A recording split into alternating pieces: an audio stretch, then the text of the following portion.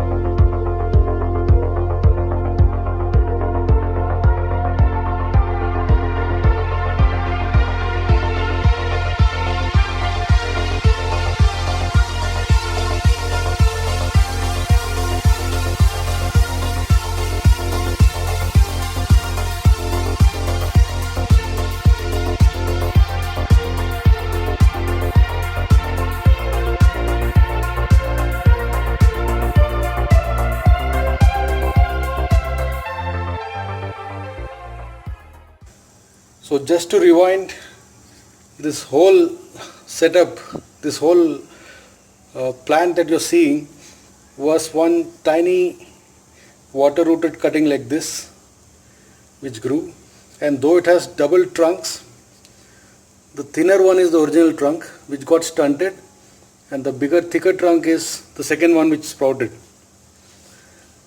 And it is resting in a soap dish, plastic soap dish, which has filtered rough sand in it, and this rock formation was kept on top of that, and the main roots were buried or packed into the gap between the stone structure, and the roots then flowed down to the sand, and from there it was encouraged to move out into the water below. So I am feeding liquid NPK both in the sand as well as the water, and this whole soap dish is resting on two towers of ceramic broken tiles, so both the sides are supporting it. So it is, the base of this is off the water level, but the roots are in the water, and this cloth is helping me draw water from that, from both the ends, and going and keeping the moss area wet. So initially these were covered with another piece of cloth and tied with a thread, and it was left, I think, for a couple of months. Even in peak summer of 42 degrees centigrade heat in Hyderabad city, the dead moss which I had used immediately sprang back to life and had turned green.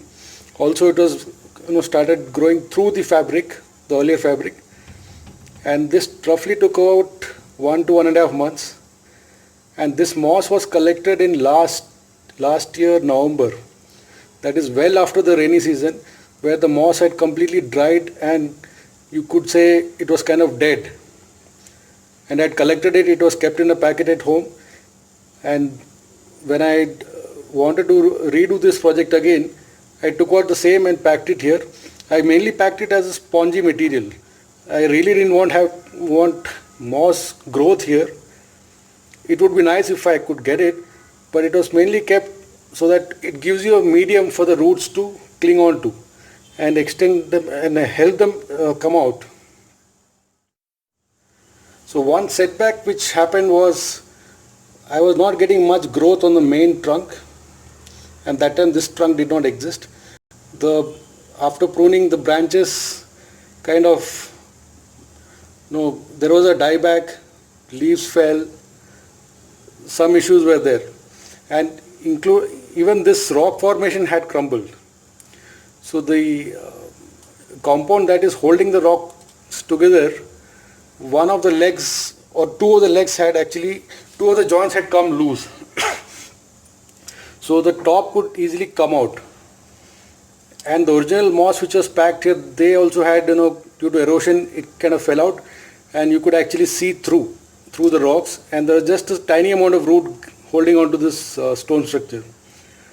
So I had to remove this whole top section again, put fresh compound to seal it back, and pack more moss and put the cloth and thread. That's how this thing got revived. And in that process, this second branch started, or the second trunk started, and now it is too tall. I was allowing it to grow tall because I wanted trunk thickness. But somewhere in this process, I began to neglect it, and it overshot. I didn't realize how thick it was and how fast it was growing. So this is like a straight vertical trunk. I couldn't even shape it. The other one is got good shape. It's got those curves. Because I did that by holding it onto this rock with a metal wire. This one was kind of escaped my attention, and it surprised me that it could grow so fast. And it was in a period of neglect, so nothing can be done about it. So I'll have to now cut it off here, prune it around this height, and hopefully new branches will sprout from the sides. Right now many of the leaves are yellow, so they are malnourished. I have not been feeding it liquid NPK regularly, and that is one of the corrections I have to do. And it's time to repot it actually. I want to actually change the medium, but I'm also not very sure if I should do it now while things are at least moving forward. Because every time I repot, it's a major slowdown of the growth. So I'm not very sure if I should do that. I'll put this cloth back once again. So both the ends of this cloth are dipping into the water, and hence the moss medium around the stone is kept wet, providing water to the roots there. This is how the soap dish originally looked when I purchased it from a shop. It just had 4 drainage holes for the soap, and using a soldering gun, this is what I made it into. So the entire base is full of holes. Now this not only increases the drainage and aeration, but also I wanted the roots to escape from these holes. So I wanted a uniform exit of the holes from the base, and initially it will be kept in a sand tray, and as they escape I periodically lift it and cut it. So I want more roots so I want to increase the density of roots that is emerging from these holes. Once that happens, I have a choice of allowing them to grow into a solid medium or a water medium like this. So that's the purpose of these multiple holes. The 3 functions: drainage, aeration, and root escape. So here is a complete view of the cutting. So I call this the root waterfall. The roots fall from the stone to the sand to the water. And let me show you the back.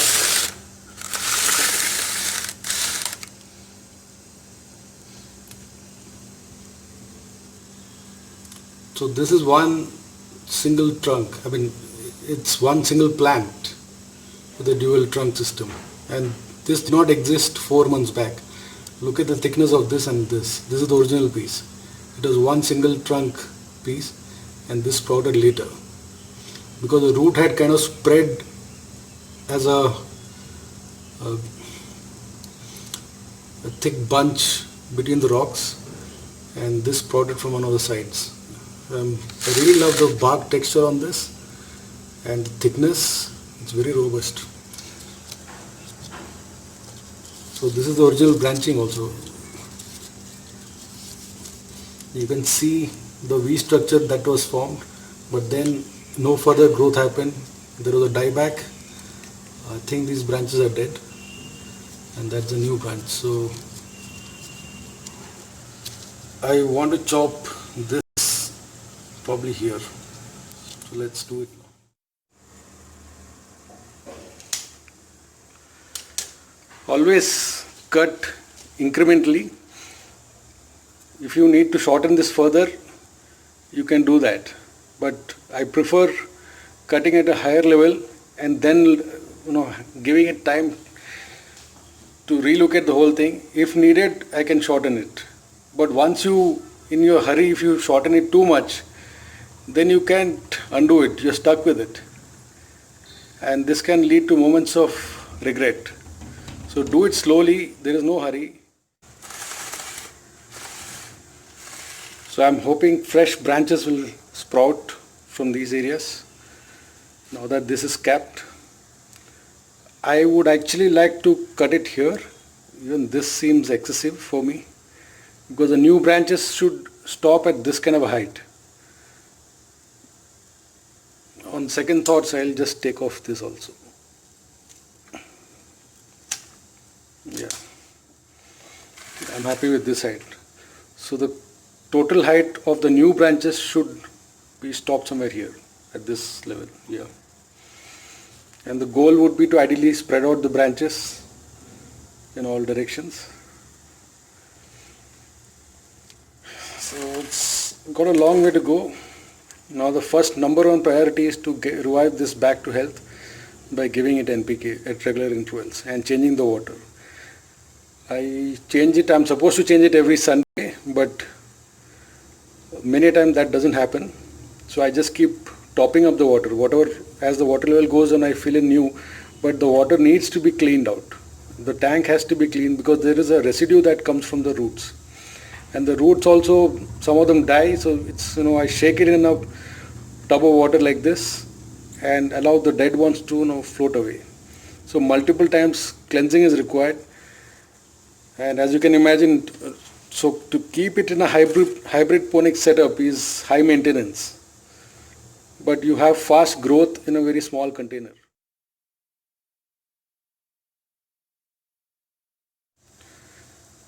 Now in my experience, I could not have got this kind of a fast growth and thickness if the plant was just sitting in such a small soap dish, regardless of the material, the substrate inside.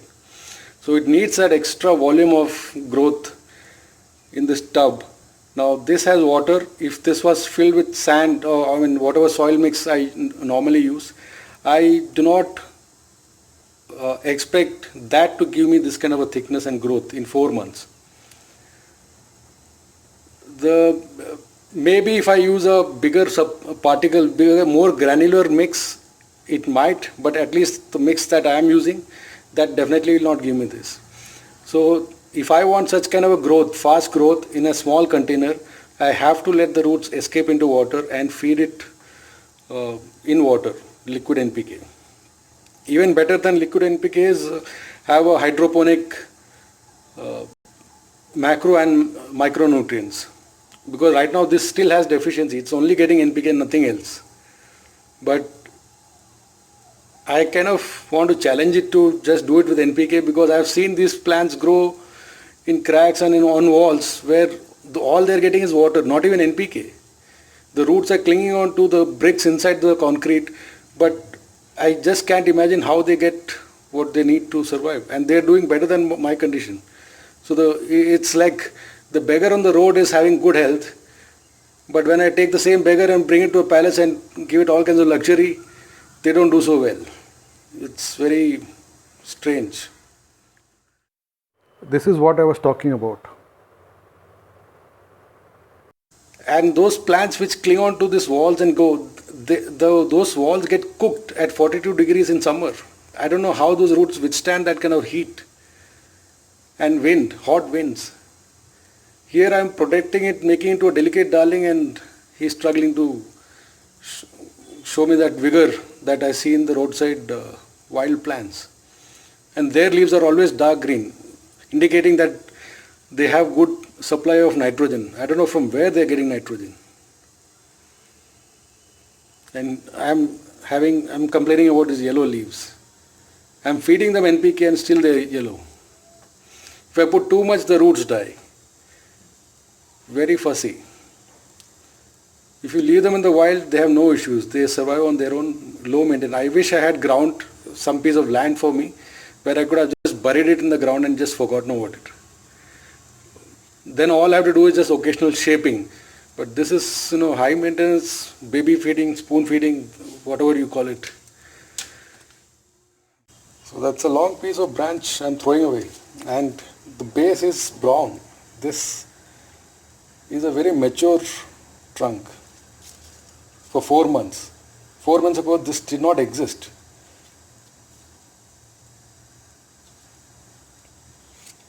Pretty cool.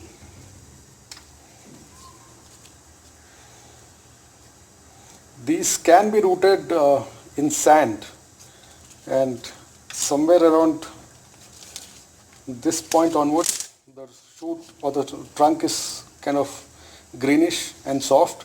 So these can be rooted easily in water.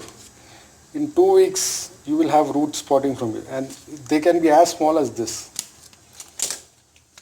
So I can put this in water, and within 2 weeks I'll have new root sprouting. Within a month I'll have a nice bunch of roots.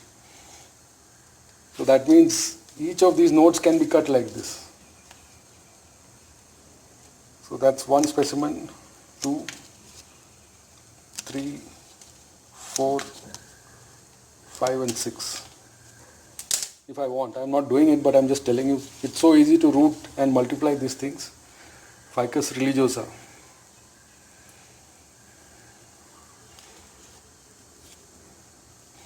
They are susceptible to pests. A kind of white fly comes and attacks the base of the leaves.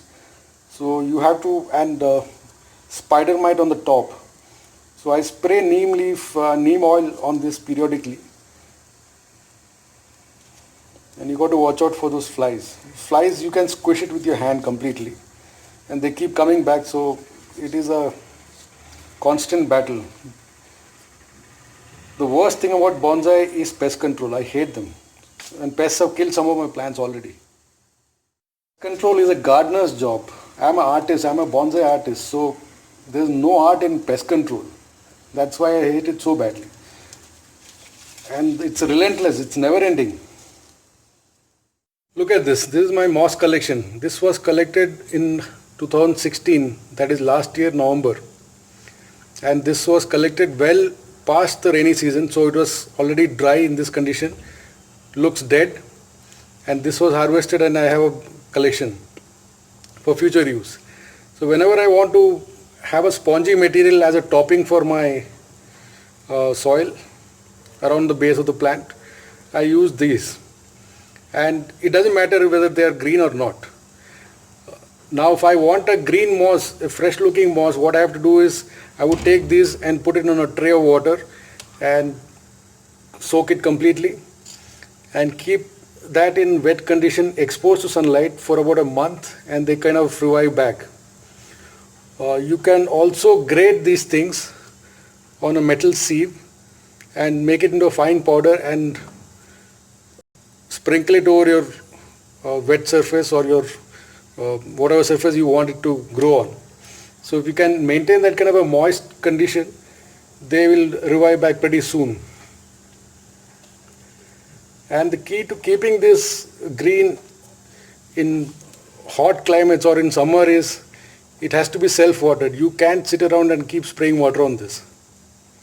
So you got to have a self-watering system, ideally through a wicking system where water is drawn from a lower container to the main pot through cloth strips or wicking, through wicks. And that would keep it moist enough to stay green. But the drawback to that approach is your soil medium, the soil substrate itself can become too wet for your plant. So for my ficus it works out fine because ficus roots can handle that kind of situation. But other plants not so much. So you got to, it's kind of difficult to have a green moss all year round. And maybe you have different species available, but this species doesn't stay green throughout the year. So those who want a moss collection in their bonsai, now is a good time to go and hunt it because it's rainy season here in India. And just go out, collect moss from wherever you can, from old buildings, pavements, ground, rocks. Collect as much as you want. Use what you can right away, and the excess can be just stored. Dry it and store it. So it can be revived back. It's not an issue. Have more than what you need. That's what I would recommend.